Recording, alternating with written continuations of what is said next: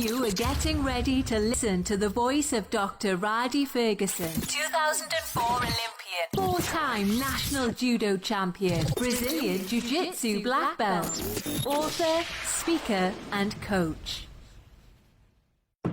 Let me start off by saying that we had the first 2 days of friction points, where we talked about what friction points are, how they happen. We talked about the difference between a friction point and a hurdle, a friction point and a wall, and a friction point and basically a decision tree. And then the next day we talked about friction points in friendships. And as we elevate through the conversation, we want to get more into friction points and how they apply in intimate relationships. Now, we had to kind of sit down and roll the dice on who was going to do what part of the friction points. And I got trumped. I was in most relationships, I trump people. Most people, no. Slow down. You can't really even say Trump no more without even people. Well, I got Trump like a spades Trump. You know, I was married for 17 years. Then I went through I would say a fortunate divorce, even though divorce in and of itself is unfortunate. That in and of itself, the change, the friction, the different movement and the growth at the end ended up being great for me, even though I didn't think it was good to me at the time. But Coach Arlo's been married longer than I have, and he's been with his wife longer than I had been with my ex. So there are certain times in our coaching relationships and the switch on process where Coach Arlo takes the lead, and I'm the backup. And there's certain times when I'm the lead and he's the backup. Somebody got to be Gladys Knight, and somebody got to be the Pips. And it's today, listen, ain't nothing wrong with being. Listen, the Pips got paid too. The Pips still getting some money. All right. Yeah, I think about like Rice, Montana, you know, that kind of thing. I think it's kind of it's a interdependency that we flex for the benefit of our clients and benefit of our clients, for the benefit of the public. We use our skills where the best fit, depending on the client. Because there are times where, you know, I need to be more what Doc usually takes to lead on, and sometimes there are times where I'm not capable of handling the situation, and his skill set is far superior to mine, even if I could. And in those areas, we just do what's best for the client. So. Correct. In this situation, there's a relationship piece that we really want to kind of attack and have you get a good understanding of it, because I could make this point, but the fact of the matter is that when the friction point came up in my relationship dissolved because of it. So do I have some things to say about it? Of course. Am I the lead in this particular discussion? No, I'm not. And the reason being is because I have a different take on friction points and how they need to be handled. And I don't want my take to sound negative to someone else whose friction point, who I perceived it as a friction point, and the other person perceived it as being a whatever it is. What type of point? I don't know. The point of no return. Are you like? Yeah, makes sense. I see what you're saying. Exactly. Coach Arlo says it like this, and we have a different phrase in the grappling communities on the mat about embracing the grind, and we talk about taking people out to a deep water. But Coach Arlo says you have to get a person to the point where they want to be done more than they want to what? Win, right? And some people, their done point is earlier than other people's done point. And people like me, I see that I have a high level of disdain for people who quit like that. But I have to learn over a period of time how to respect people's quit mechanisms, because I have quit mechanisms too. They just happen in different areas. Yeah, they're perfect. That's really good. That's really good to look at it. So here's the thing, right? We wanted to talk about this, and it's funny because we coach couples and we coach individuals and we coach people that are married. We coach people that want to be married. We coach all different kinds of people, right? people who have been through divorces, people who have no intention of being married again, um, people who never want to get married in the first place. We kind of coach all different kinds of people. And the interesting thing about it is that while everybody might not want to be married or unmarried or what have you, nobody wants to be alone, right? Like nobody wants to be in their life by themselves. And I don't mean like you dependent or anybody. I don't use any of those kind of words because I think sometimes it lends itself to ownership or deserving in the relationship. And I think it takes some of the part that makes relationships really good, intimate relationships especially, really good because you can stop keeping score, right? And to Doc's point, if I don't plan on quitting, it's not really a hard day or an easy day or a big fight or a little fight or a big issue or a small issue. It's just something to get through to get to tomorrow. And you start to realize that they're not that big a deal. And I've been blessed to be married long enough with the same woman long enough to have watched like arguments. I can't remember what they were about. They got to be so big, become like jokes now, and things that are really small, and getting to the point where you can start dealing with real stuff, right? Because most of the time, what you find in relationships where struggles are, it's not usually over the real stuff. It's usually over like superficial stuff. Well, that's the way it's described. The reality is it's the real stuff. The problem is you hang on to the superficial stuff because the vulnerability of talking about the real stuff. And this is why intimacy is so important and why friction points are so important in helping you get the type of intimacy you need in order to be able to benefit from being in an intimate relationship in the first place. And intimacy isn't just physical. Intimacy is about a closeness. And I'll tell you a little bit about that in a minute. Go ahead, Doc. What were you going to say? No, I wanted to get ready. I wanted to do the preamble on it because we're ready to dive in. Yeah, we're ready to dive in. So here's where I would like to start. So Coach Arlo and I did some research the night before on this particular topic, and we asked ourselves because we have to look at the highest level intimate relationship that we recognize per the Christian theoretical framework, and that is that of marriage. Hold on a second. Yes. Are you going to tell them how we got this conversation? Yes, no, I'm getting ready to go. Okay. We looked at arranged marriages. No, do you remember what we were saying right before we got into this conversation, though? What was that? Right before we decided to start looking this stuff up. Do you remember what we were talking about right before this? What was that? We were talking about people's idea about how marriage is supposed to go. Remember we were talking about love, right? And that's what got it. So I want you to handle all that. So you handle the. All right. I want to, but this is good. This is all good. So we got to the point in our discussion where we had to sit down and say, well, let's look at marriage. Let's take marriage as the standard because we have to have something to look at. So we looked at the divorce rate, which is around 50 to 60%.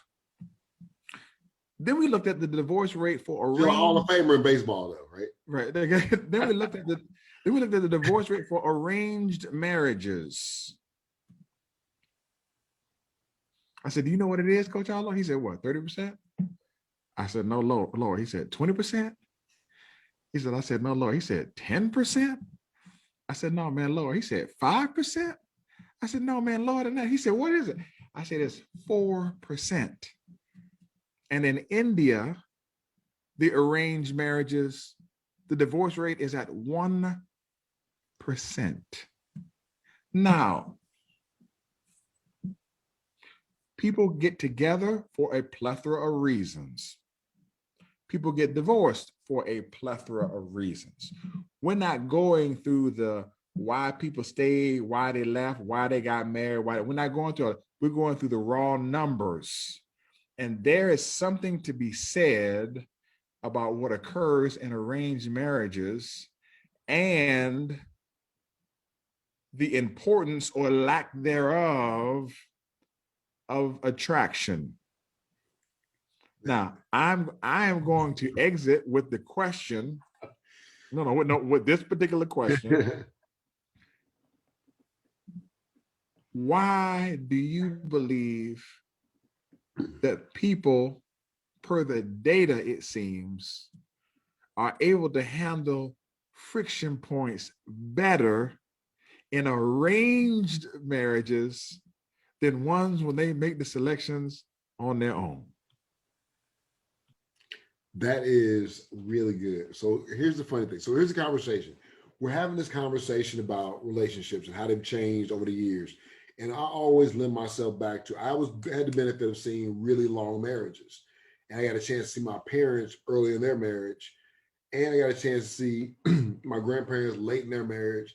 And I got to see a bunch of other people, my aunts, uncles. I got to see people get married, divorced all the time. I had people see it being marriages. 2 marriages last a really long time.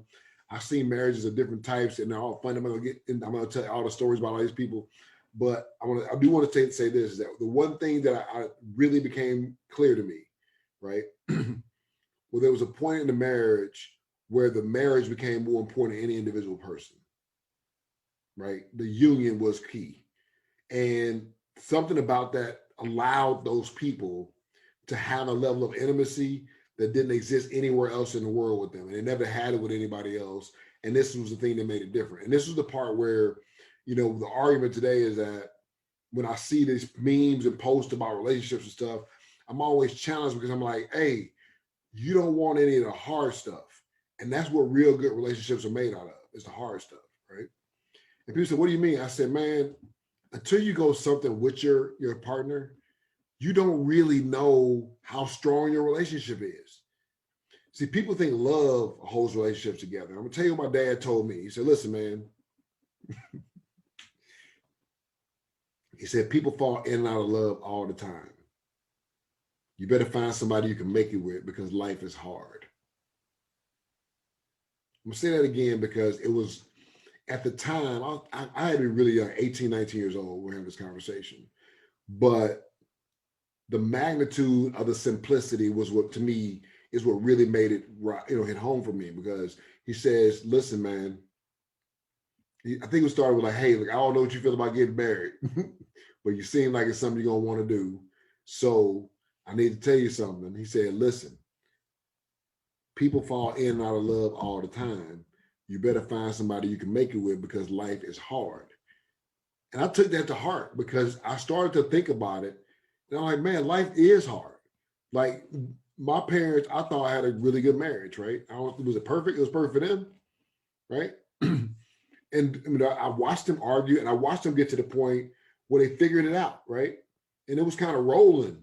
And it was fun because the argument started to be funny.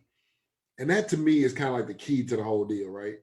Is when you can have disagreements and enjoy the benefit of being in a disagreement with somebody who won't give up on you because you guys don't agree or think the same thing about something. That's a magnificent place to be. And we recognize this place in our friendships all the time. And if you're listening to this and you have a daughter or you have a sister or a friend who has a really good friend of hers that she would never date, right? We all know about this, right? I had the benefit of having somebody like this in my life early on when I was in high school. And it was really interesting because the level of intimacy of that relationship is so unique, right? And you really don't even see it again unless you have a really good marriage at some point. You don't ever realize like how great it is. And sometimes you overlook the struggles in the beginning. When you go back and look at it, you realize it usually started through a disagreement. And it was through that disagreement that you found some common ground and realized, hey, if I can argue with somebody like that and still come back to a point where we can get to agree with each other and laugh about it and move forward, where it becomes like a joke. Like my best friend, I joked that we hated each other. Like it was a funny, we went at it like cats and dogs, we had the summer in camp together in like 6th grade. And for like 6 days, we're going at it, just going at it. And we became like best friends. And it was one of those things where a lot of the guys that I'm really close to, we didn't have the most harmonious relationship, right? But that's kind of what makes our relationship so great. Is because, my fraternity brothers, is because we know how strong it is. We know we get on the phone and text each other. And if you didn't know us, you think we hated each other sometimes. Like we go deep. We talk about your upbringing. It's serious business, right? I think kids are probably the only people off limits. Like we don't ever really get on people's kids, right? Unless they get grown and they actually get loud enough they can say something. But most of the time, It's just us. And what the benefit of it is that we have this intimacy with one another where we can be totally raw. Like this is the one place in the world kind of where we don't have to pretend to be anybody else. Like we really don't care what anybody says. And we don't care how, and people don't care what they say to us either. So it's so refreshing to be in that kind of relationship. And then you look at these relationships I was just talking about where, you know, men and women are friends or dating, or even women, whatever the situation is, right? I'm just talking about what I know. You have to adapt it on your own. That's not my job, okay? So in the relationships I've seen where men and women are been friends, right? Been attracted to each other even, but it just never could cross the barrier because they were too good of friends. I'm always laughing because I'm like, that is exactly what you want is in a marriage. Figure the sex out. Seriously. If you got to figure something out, figure that part out. But if you can get the intimacy down, everything else kind of rolls into play. And when you see marriages with people who are totally different from one another, they like different things, they don't even spend a lot of time together sometimes, but they stay together, you think, well, maybe it's the absence that's making it palatable. What? It's not that, right? What it is the ability to be yourself in a safe place, to really honestly and wholly, authentically be yourself. And you find these relationships are usually very beneficial. The kids grow up healthy. There's a relationship. They want to be around these people because of the way they interact with one another. It's really kind of a cool thing when you see the way it all comes together, because there's all these groups of friends that they affect. There's the grandparent. Everybody kind of comes together around that relationship. And the reason why I'm using that is because my grandparents to me were like that. They became like matriarch and patriarch almost in our family, to the point where everybody kind of gravitated to them as like the example of how you should do it. And they were married for like 70 years. I think it was not quite 70 years, maybe like 69, almost 70 years. But all around them were these long, long marriages, right? And it was weird because it's like, that's all I saw. But I go back and look at it, man, if you have one really good quality relationship, it's the ability to build a bunch of more out of it through friendships and partnerships and that kind of thing. It's amazing because the intimacy drives security. Intimacy allows the ability to have authenticity, and that drives security. And the more authentic you can be with a person, the more secure the relationship is you feel. That's why it feels so tumultuous when you're authentic with somebody and they break your heart, or they cheat on you, or they do something that breaks the trust, makes you feel vulnerable or ashamed of who you are. The reason why it's so dangerous is because of that. So that's why we're having this conversation, because in order to get to that point where you have a relationship where the bond is there, authenticity is there, the intimacy is there, and you got the safe place where you can be yourself and they can be themselves. And even when it doesn't lock up, it can be funny, more than painful at times. You get there by going through friction points. And here's the thing. If you're willing to give up on the relationship, it's almost impossible to see the real power in going through those struggles. And if that's the case, that's how you get a 50% failure rate in marriages. That's how relationships fail so easily. It's because there's always a thought process, there's a reason to leave. And people hear me talk about this, I'm gonna say this, and I'm not gonna say a lot about it, but I want to bring this up because it's a point I think is really important, right? You know, when I was young, when you're young and you talk about getting married, people say, what would you do if your wife cheated on you? This is before I was married. I was like, nothing. Like, what do you mean? I said, people do what they want to do sometimes. I said, sometimes that's what they need to do. I don't know, man. I said, but here's the thing. I wouldn't marry somebody that if they cheated on me, I would leave them. That'd be pointless.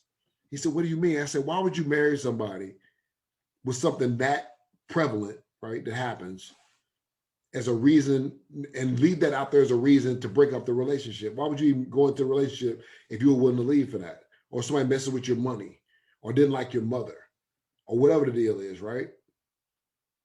Whatever the deal is, right? Whatever your stake in the ground things are, right? Let me make sure I'm missing something here.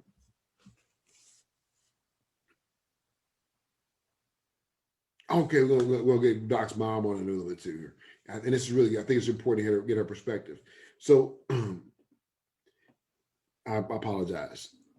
What I want to say is this, is that if you have a reason, you can leave, right? If there's a reason to say, no, this is too much, you're never going to really give it all you have. See, when we think about being married or being in these long-term relationships, having this life partner, soulmate, or whatever you want to call it, when you think about it, everything's kind of going well. right? And sometimes things are going terribly wrong and you just want anybody to help you out. And you see those kind of relationships start that way, where somebody's kind of down in the dumps and somebody brings them along, right? Or somebody meets someone at the top, or meets someone that's both struggling together. And you meet all these people, these all different places, right? And whoever you are at that point in time may be more about being accepted than accepting someone else. So you're really open to accepting this person, right? But this person may not be as open to accepting you as you really are when you're not struggling, when you're not begging for help, when you're not down in the dumps. Once you get your confidence and feel like you can carry it on your own, can this person still maintain that relationship with you? Are they okay with watching you even sometimes become stronger than they are for a time or forever? And it doesn't change the love and intimacy they have for you, right? And that's the part where I think that in relationships, the biggest struggle happens is when it starts becoming a competition of importance. And I'm going to back up a little bit because I want to get Rhadi's mom in here, because she's been in a relationship for a very long time with Dr. Ferguson's father. They've raised a successful son. And I think it's valuable. This is where I get my advice. So I don't come up with these things. I'm just getting to the point with my wife. We've been together long enough now that I feel like I can really give some legit advice. Like now I can really start to give people advice. Before I was kind of just telling them about my experience, but now I'm at the point where I can actually step in there and say, look, man, just like my dad kind of did with me, you don't know what you're talking about. Like you just feel like this right now, but you don't understand that what you're feeling right now is based around this situation. And once you understand a little differently, you'll feel differently about it later. And having that perspective, I think, is vitally important. So I'm available to do that now, but I'm going to step back here, hopefully, and let Dr. Ferguson's mom jump on if she's willing to, and let her talk a little bit about her perspective, because I'm going to tell you, just watching their relationship as an external, I'm really external, right? It's still kind of cool to me because you can see the authenticity of their personalities and the authenticity of their person around one another. And it's kind of funny because you meet them together, but they're so individually strong as individuals. You respect their union more because you know that this is easily two fireballs. They can they can get it going, but they find a way to make it work, and it's kind of cool to watch because it gives me confidence that I can keep going and doing what I'm doing too. So, well, hey, Coach Charles, let me say this. So I'm gonna bring on who we call the real Dr. Ferguson in the family. My mom was the first one to achieve a doctorate degree in the family. I forget exactly what the year was, but my mom is here, and they knocked on the door to give Rufus his birthday gift. Rufus was born on the 5th. I was born on the 3rd, and I asked my mom, I said, can you just get on? Because we did talk about this yesterday, didn't we? We did. Possibly get my parents. And I had no clue you guys were coming here. We can't see you, right? No. But my mom and dad, old school, and I ain't told them that they was getting on. So, Understood. You know how that go. I do.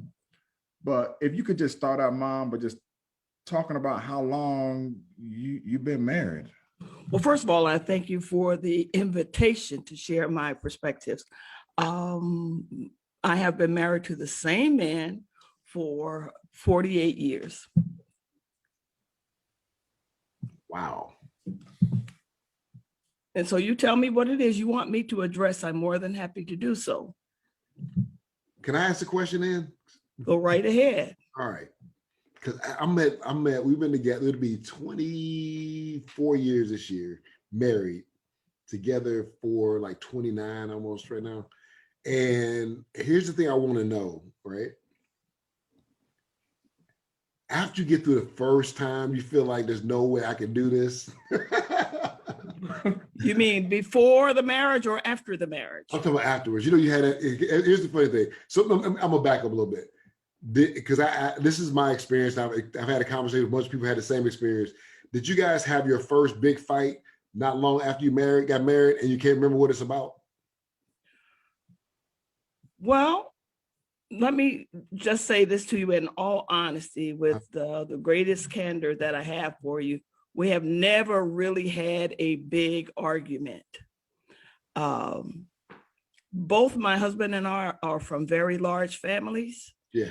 And so when you're in a large family, you kind of get a lot of practice with arguing, and you pretty much learn the arguments that you can win and the ones you're not going to win.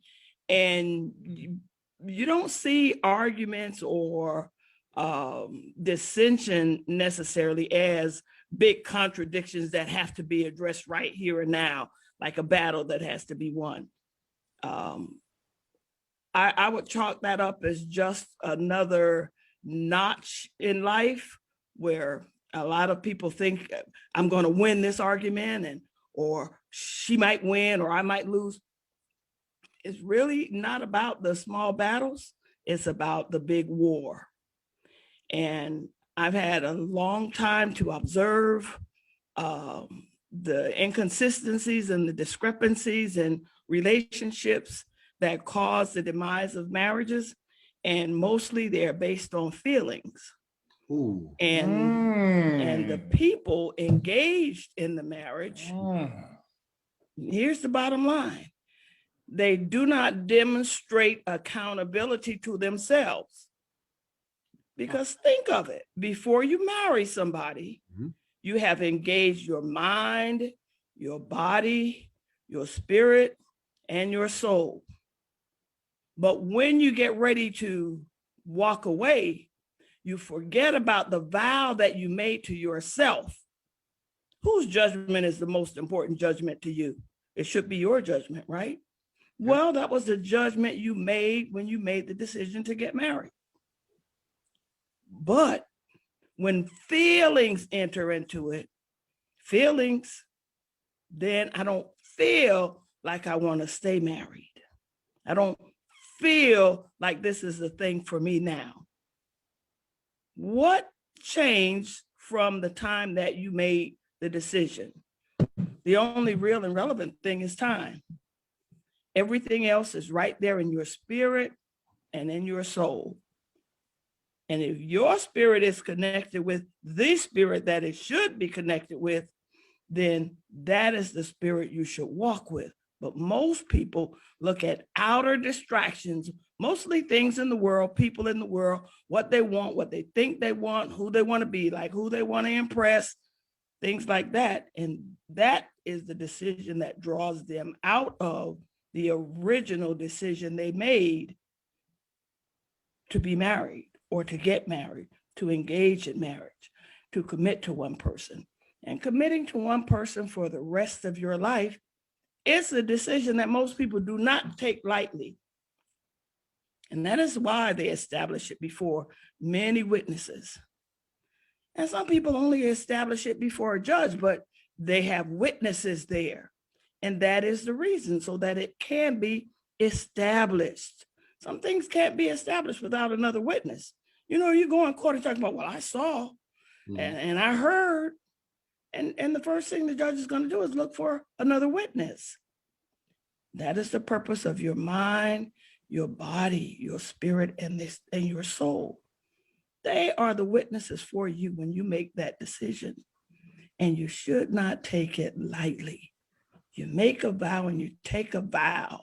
What does the Bible say? It's better that you not make that vow than you make the vow and then break it. Yes. I mean, and who are you going to be any more accountable to than yourself? So I have a question to ask, because this is about we talked about the friction points as they exist in life, the friction points in relationships, and now the friction point in intimate relationships. What is your advice? And if you don't mind saying it again, because there's other people who just come on and they start listening. On with it. How long have you been married, and how do you deal with those friction points of the world of, hey, I can do this better by myself. When you hear the music, I could do bad by myself. I don't need no help from you, or I'm an independent woman, or how do you deal with these friction points? Okay, now I'm going to go back to the original thought and dilemma that you can engage in a lot of different battles, but there's really one big war. The big war to be won is to stay engaged in the marriage. And there are many little battles that come to defeat. And these are most of the battles are, well, I'll put it like this. Most of the battles that most people will engage in or run into in a marriage are around two main issues. One is the physical relationship, Romance and the second one is the financial relationship. and finance. Mhm. In other words, who you gonna sleep with, bed with, and if I'm gonna do it with this same person for the rest of my life, boom, there you go. It's out there. Yes, that's a bottom line issue.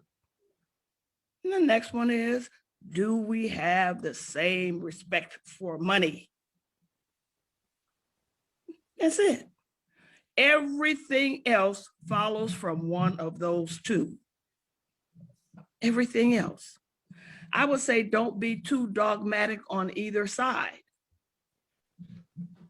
Because That's in the end, perspective, though, Mama. the forgiveness has to prevail.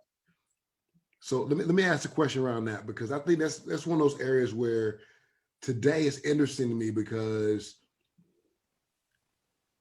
I watched the leveling of the playing field, if you will, on the sexuality or the sensationalism of sexuality of men and women and different genders and what have you, right? We're starting to see a more of a open conversation about people expressing what they enjoy from a physical perspective, at bare minimum, in a relationship. With all of these, sensationalized ideas of how intimate relationships are going to be, how do we even look at somebody else to be with for an entire life when you feel like there's so many things out there that may or may not be something you may or may not like? Like, how do you get to the point where, I came from a time where there was still some value for chastity, right? To an extent, he's managed chastity, if nothing else, right? Yes. Being promiscuous was never glorified. Like, it was, even if you admired it a little bit, you couldn't really publicly say it so much.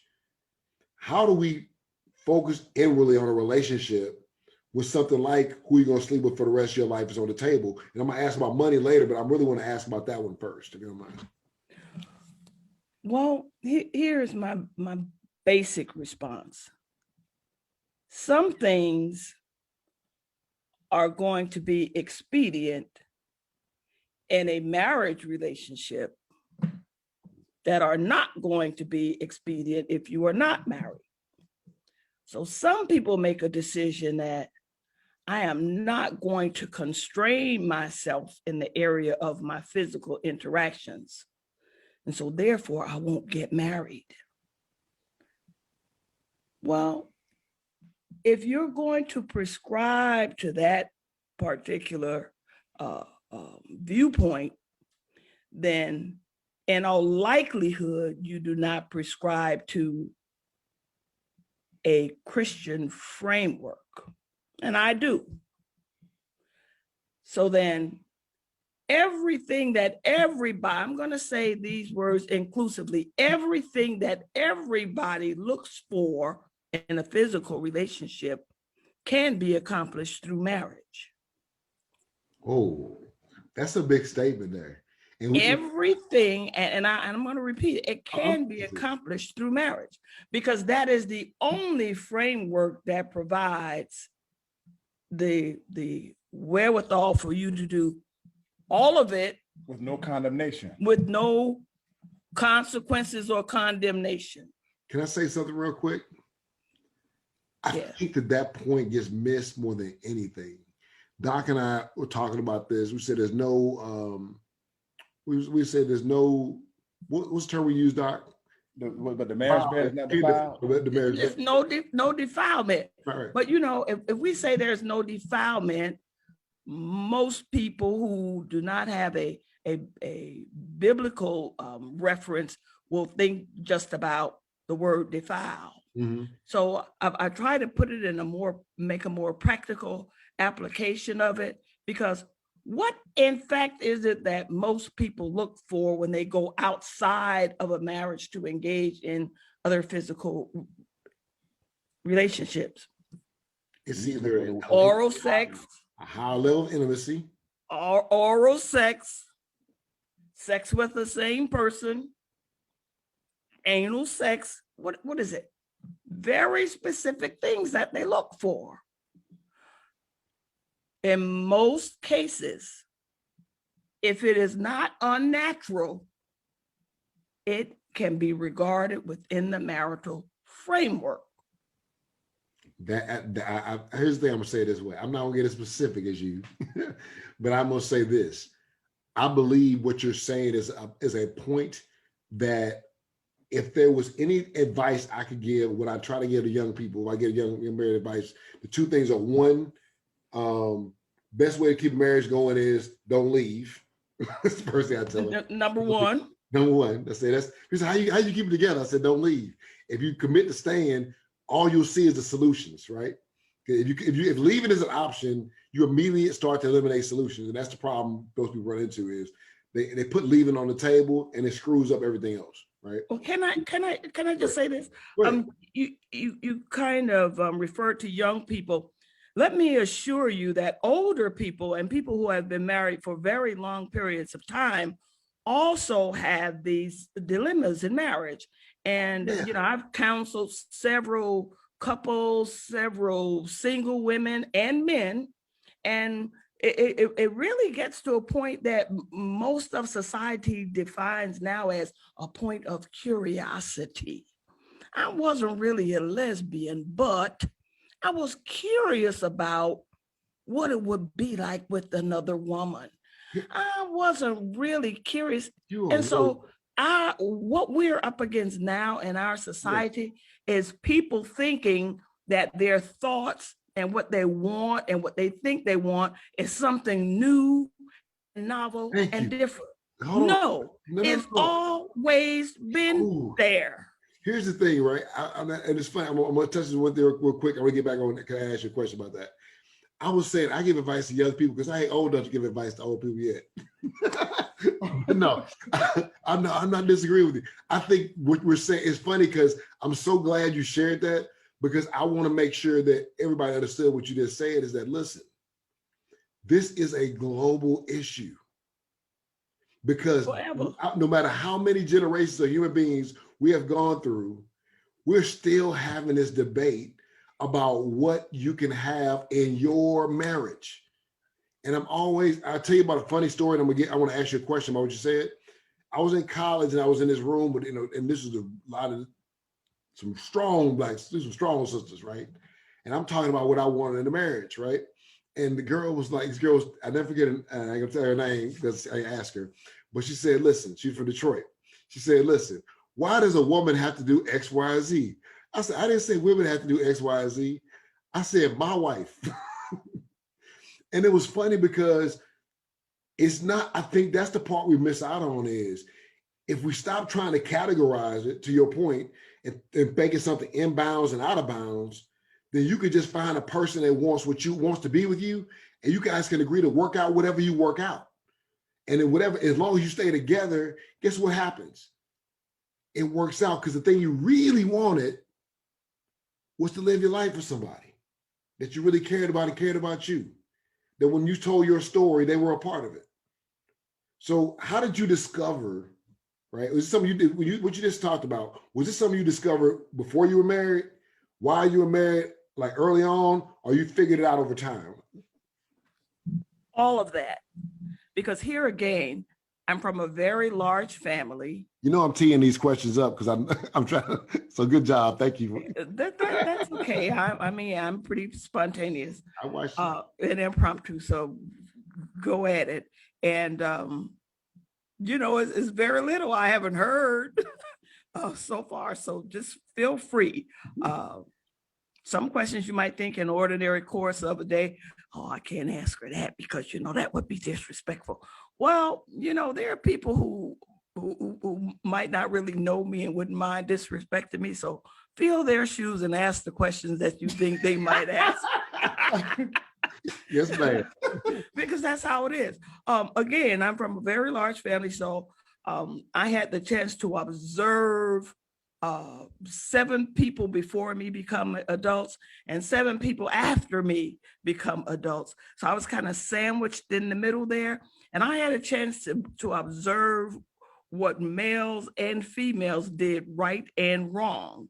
And then I had a chance to advise the younger set what the older males and females did that was right and wrong, and the consequences of what was done right and what was done wrong. Okay, I'll go back to Can I ask you about that? I'm sorry, go right ahead. Okay, so do you think that, and I'm gonna tell you something, my roommate was the baby of 16 in college, and I learned so much more about how to get along with people.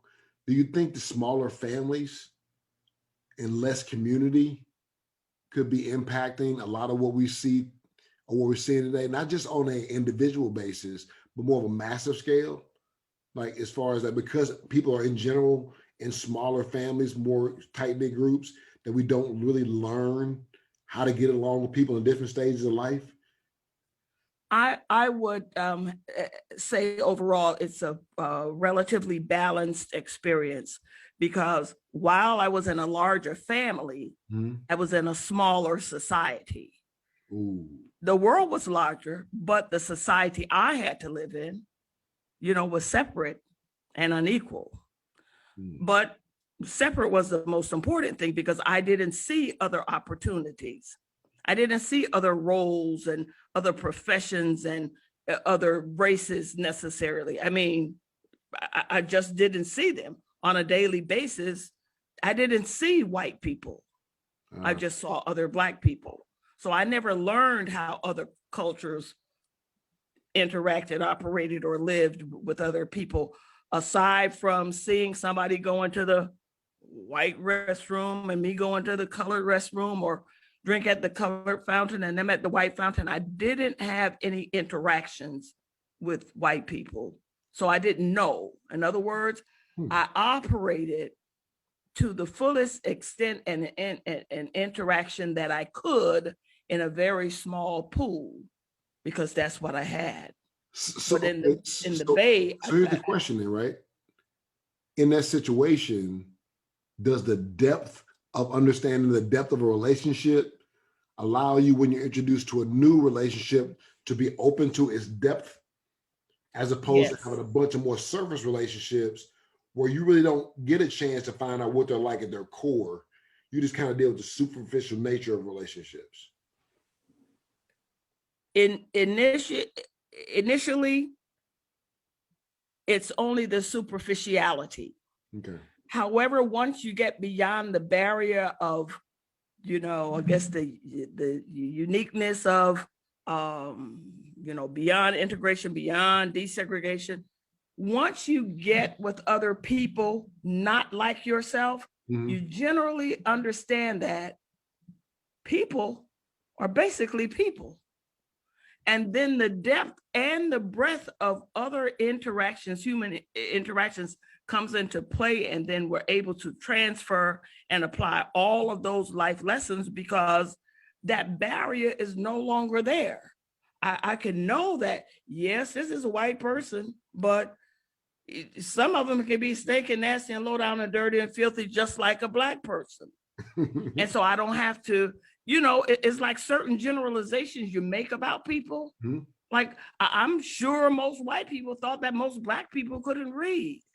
I was 7 years old when I heard 2 other young white girls reading. I went to work one day with a Black woman who did day work, because I was a young black girl, and they were teaching me how to do day work. Okay. And so the 2 white girls there, I overheard them reading. And I was shocked to find out that they could only call words and not read. So it was, there was an assumption that because they had access, they had greater ability.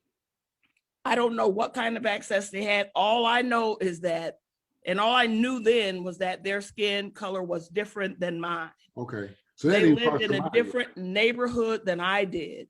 So and somebody went into their house to work and clean up and wash for them.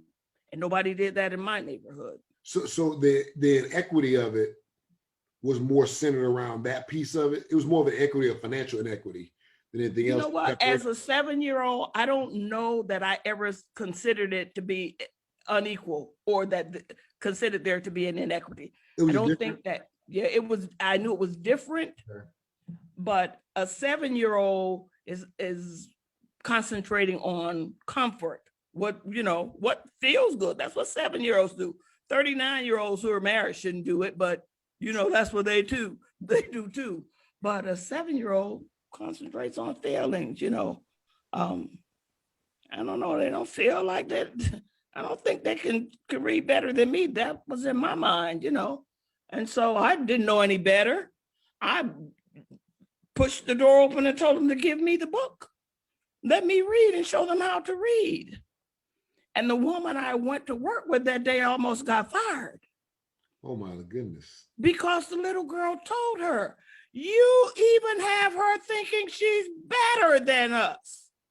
Ooh. And when I heard that, it was like an echo that went over the Smoky Mountains, because in my mind, I'm like, of course I'm better than you. I can read better than you. It never entered into my mind. I see what you said. So here's the thing. I think, let me make sure I got this. I want to make sure we bring this home. Sure. I think that what people need to understand is that in this situation, it's easy to have assumptions about what you were thinking, what was affecting your perspective, the perspective of other people, right? The origin of the response. Like if somebody says that, like it's either the implication that you knew you weren't supposed to make anybody think they were better than me, or you knew I thought there was a competition. Why would you let me find out the truth? It could have been a multitude of things. But I think I think that what we're hearing though is that, and this is the way I hear it, is that I think that while it may not be a directly a correlation, I think the idea, because you were able to understand there was depth to relationships or things themselves, that it opens the door to there being an opportunity for that same depth in something you don't really know that much about yet.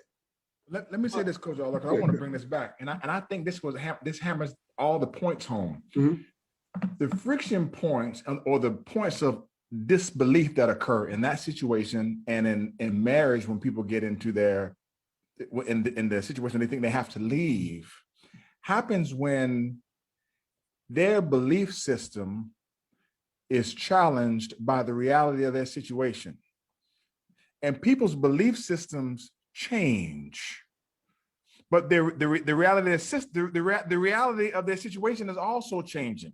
So the two things are changing at the same time. I told you, I remember my mom had this conversation with me. She said, I'm not the same person that I was from my 20s to my 30s, mm-hmm. to my 30s to my 40s, to my 40s to my 50s, to my 50s to my 60s. She said, and while I'm changing, she said, your dad is changing. Yeah. And there could be a period of time within 30 to 40 that y'all are two different people that you weren't from 20 to 30. Dude, your mom says something really important. When you get to that point in your relationship where you feel like this ain't what I want, or this ain't what I signed, this ain't what I signed. Yeah, that's what I signed up for. That's not what have you, or you start to feel like you need to leave, and you made a bad decision. Even you got to remind yourself, and this is something I'm gonna be a candid in my own relationship, where there are times when my wife and I are discussing challenges we're having, and I remind myself all the time. I'm like, look, dude, when you thought you were everything to cast me out, this was the decision you made. Do you trust yourself, the person you were then? And I have to remind myself that, hey, listen, I've been a lot of different things in my life. The one thing I was then was certain. I was certain. Like I knew what I wanted. And I was thinking about my life in a long-term way. Now, it didn't take all the curves and I wanted to go, but who I wanted to be sitting on that porch with, at 80 something years old, like the thing I wanted for my life was my granddad was sitting on the porch with his girlfriend in their 80s. That was cool to me. Like anybody can have 17 girlfriends. Can you have one girlfriend for 70 years who still want to sit on the porch with you after all that? And she found out who you really are. Right? Right. That was important to me.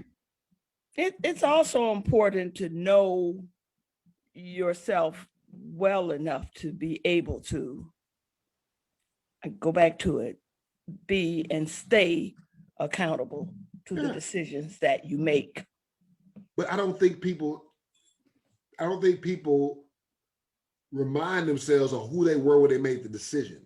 No, because people hide behind a false rationale that, you know, times change, I'm changed, I'm just a different person.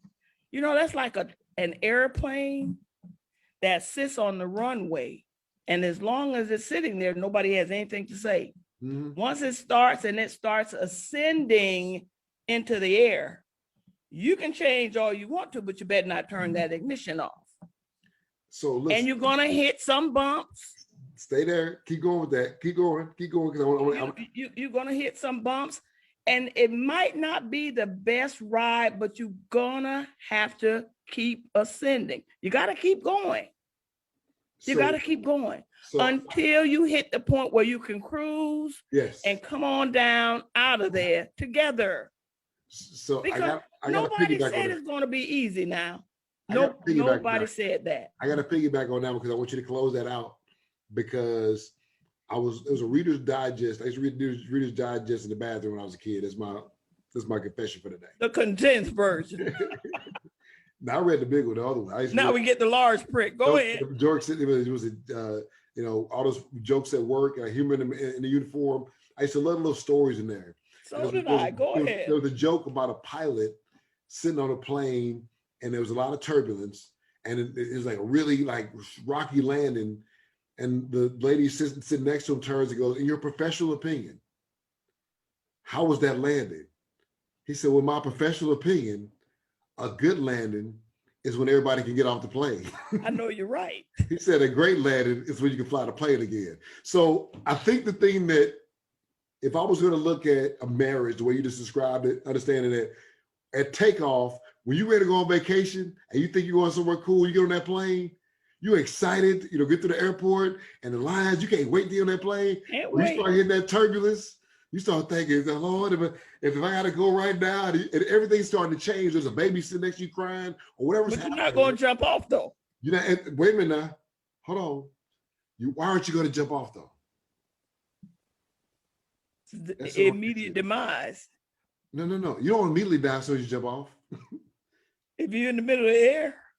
Here's the thing though, right? Your demise may become certain. Yes. But it's not immediate. But let me say it this way. I think the reason why you don't jump out is you don't feel like the situation is better outside than it is inside. Right. Right. Hold on. I agree with that. Watch yourself now. But you never know till you're out there. Hold on. But the closer you get to the ground, the more you want to jump out. That's why your ascending point is so important. And that's why I want to come back to that. Because the closer you get to the ground, the more feasible it seems that you might not die. You might. So let me say this. Wait. I cannot lose your mom's point on this one. She said you have to keep ascending.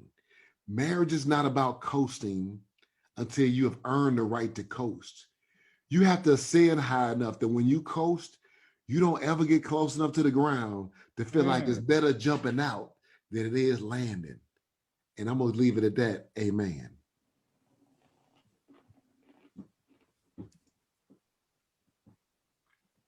Amen.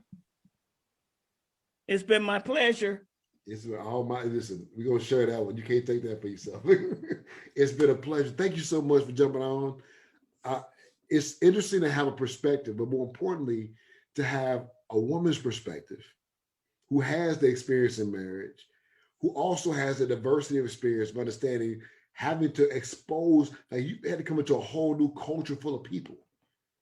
Like the idea of what was out there for a Black woman, they got married when you got married almost 50 years ago. And you talk about the difference of what the idea of what was out there, what the options were, versus a Black woman today. Like, it's amazing.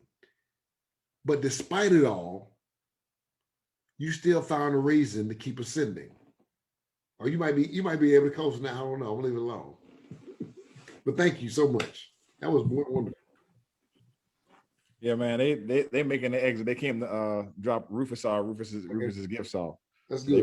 they about to close out with Rufus. But man, that was good. We wanted to get them on and talk about the friction points in relationships. And I'll tell you this, man. The one thing about I would say the trip of relationships or the trip of marriage is that God in and of himself is timeless. When you start putting time on your thing and you don't respect or engage yourself in the possibility of the afterlife, you start believing that you're running out of time. And when you put time on your trip, you think that I'm supposed to be at my destination already, which makes you feel like you need to get out of the plane so that you can get where you're going. And some people, they believe if they have enough money, they have a financial parachute. They believe they have enough friends or supporters around, they have an emotional parachute. They believe that if they can think their way through it, then they have a mental parachute. And what they do is they jump. They do a Geronimo, and they just believe wherever I land is better off than being in the plane with these motherfuckers. And that's just what they think. I didn't want to say it like that. Argue. I think what you're describing, right? I'm gonna be honest with you. I think it's the thing that really helps me through our relative friction points in our marriage is that I still have this idea of what we can be, right? And that's what has driven me from day one. Like I used to drive. I said this to my wife very early in our marriage. I said, "Listen to me. We have an argument about something. I can't remember what it was. I just know we're at the framing store. Like I could start an argument pretty much about anything at that time. So there's no telling what it was about. But I was like, listen to me. I'm willing to wait 70 years to get one day of what I think we can be. Because if I wasn't, I wouldn't have started this. Like I can't understand. That's the part I think that, for me, if I want to share the value of intimacy is that it's the understanding of what my dad told me, right? And what you just heard, which is find somebody you can make it with. Understand that you're going to change. Values are going to change. Relationships are going to change. Feelings are going to change. Physical things are going to change. My mom had to take care of my dad when he couldn't take care of himself for like 2.5 years, man. I watched it. I know what love looks like. I watched my grandmother fixing my granddad's collar in a coffin because that's her baby. He want to make sure he looked good.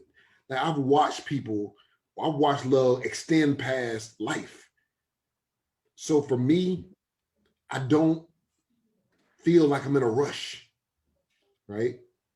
I get anxious at times, but I remind myself in the most intimate times when we're together, when my wife and I are together, when I'm alone in my prayer of how important, right? The value of what I know we can be and what I knew we could be when I started this thing, right? And if we can get there, it doesn't make a difference what happens in the middle, right? Because that wasn't the point I was fighting for. I was fighting for the end. You feel me? I don't care how many points y'all up in the third quarter. We got Tom Brady, right? And I feel like the Super Bowl was worth fighting through being down 23 points. Because I feel like if we win the Super Bowl, all that work would have been worth it. But if you don't think it's worth it, just like you started this conversation, there comes a point where you want it to be over more than you want to win. And that's how you fail in a marriage or in a relationship in general.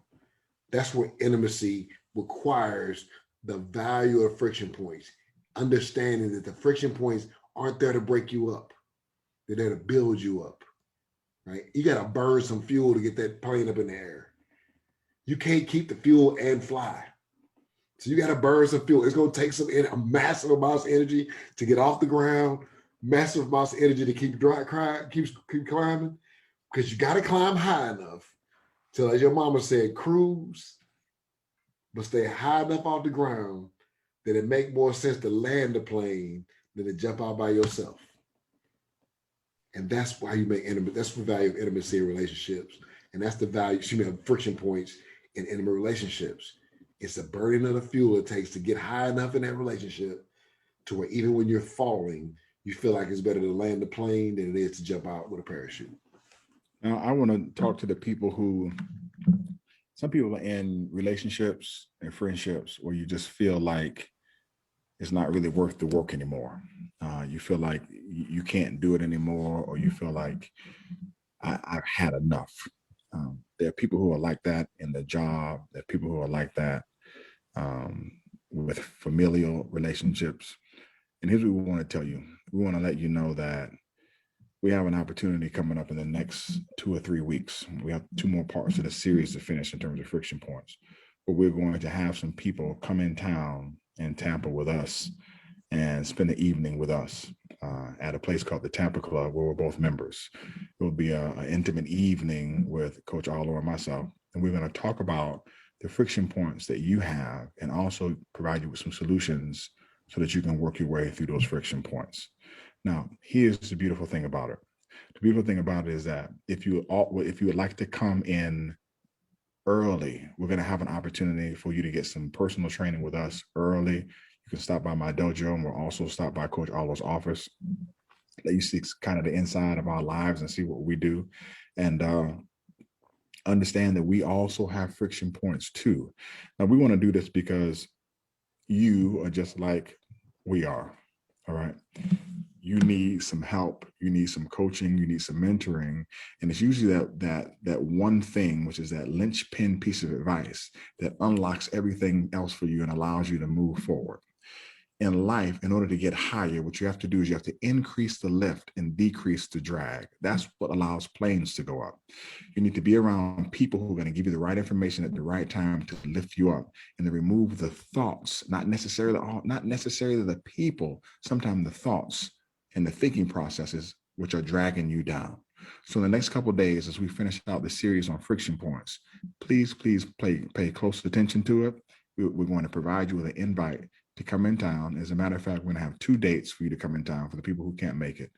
And those individuals who have children, all right, if you have small children, we are going to make a way for you to attend also with your small children.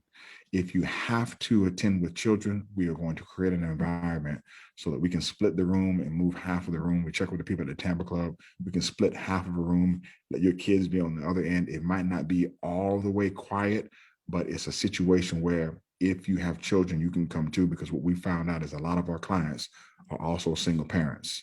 If you have to get in the car or if you have to fly, you got to bring your kids with you because it's your weekend. And I understand this. We are going to make sure that happens for you. So thank you so much for listening to this particular discussion and the inclination of your ear.